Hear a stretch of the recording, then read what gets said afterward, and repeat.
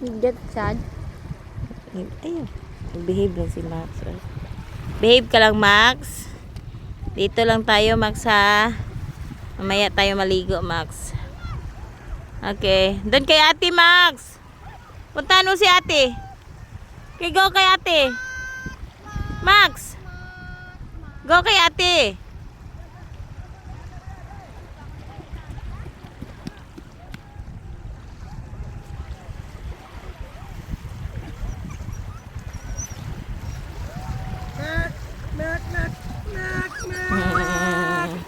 Yan.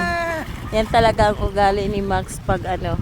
Picturean mo tayo, Yan mga picturean. ano ko, pamilya. Iba talaga siya. Oh, gusto na niya magpa-picture. Oh, tingnan niyo si Max. Pinicturean siya. Gustong-gusto niya talaga. Oh. Wow, galing naman ang Max namin. Love you, Max. Ano na siya, si Max sa amin? 5 years.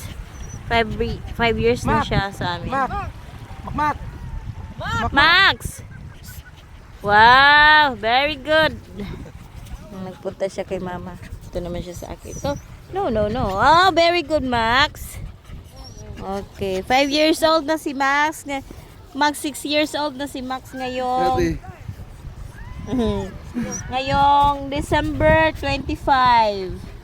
Bigay lang to sa akin. Binigyan ako ng friend ko nito. Si Max. Ka-live ka, te. Wala. Mag-live ko ro. Pag-live mo.